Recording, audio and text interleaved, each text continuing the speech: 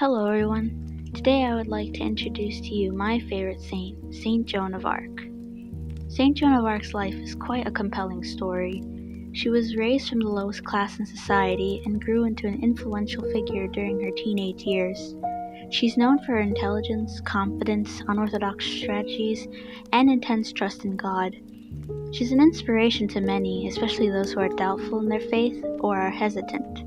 I chose her as my favorite saint merely because she exhibits all the qualities that I desire to have, making her an ideal role model in my life. Her accomplishments allowed her to become a symbol of French nationalism and to be an esteemed saint. Saint Joan of Arc, or Joan d'Arc, was born at around 1412 and into a peasant farming family led by her father, Jacques d'Arc. She lived in the village of Domremy in northeastern France with her two older brothers, Jacques and Jean, and two younger siblings, Pierre and Catherine. From a historical perspective, Saint Joan thrived in the middle of the Hundred Years' War, specifically during the Lancastrian War period. She has seen the effects of war through her own eyes, one through her hometown when it was at risk of an invasion, meaning that her family often fled, and also, as she recalls during a later trial, children were fighting a war against other children and would often end up with a portion of them left beaten and bloodied. Saint Joan grew up illiterate, but upheld her Catholic faith because of her mother, Isabelle Remay, and was taught how to tend her father's land much like her other siblings. But at the tender age of 13, Joan received a message from God whilst working in her father's garden. A vision of Saint Catherine, Saint Michael, and Saint Margaret appeared before her, telling her to reclaim France from Britain's control and to put Dauphin Charles VII back on his rightful throne. Though it was until 3 years after she received God's message that Joan decided to take action. After a recent invasion in her village, she left home by herself and sought after the Vaucouleurs to reach the Dauphin. She faced rejection and was given many looks of doubt, but all of her persistent attempts were successful in the end, as Joan was sent off by Charles VII to recover the city of Orleans.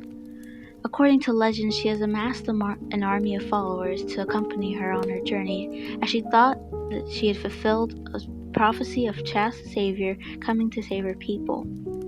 Legend also says that in May of 1428, within 9 days, Joan was able to recover Orleans due to her morale boosting and incredible fighting. Her victory led to more people joining in her campaign. With God by her side, Joan marched to Reims and reclaimed French cities that were once occupied by the English. Large gates welcomed Joan and her followers. As they arrived in Reims, the enemy immediately surrendering as she entered. There, Charles VII was finally crowned king in July 1429. Joan now shifts her focus onto taking Paris back, but despite his immense support for her, King Charles VII was still hesitant to get Paris back. Without the king's approval, Joan was left defenseless, and in May of 1430 she was captured by Burgundian forces. Joan was shortly taken into a secular prison, and eventually a military prison, where she was constantly harassed and abused by guardsmen. After a failed suicide attempt, she was put to trial, charged with practicing witchcraft, heresy, and dressing like a man. The English did everything in their power to find Joan guilty, often mentioning that death by burning was the preferred method of purifying her. Joan wished not to experience such a painful death and renounced any claim that proved that her visions were true, only to be visited by the same angelic apparitions that encouraged her to continue dressing like a man and told her to stand her ground. Finally, on May 30th, 1431, she was publicly executed after being found guilty for her crimes. As she died by burning at the stake, she yelled out the name Jesus numerous amounts of times.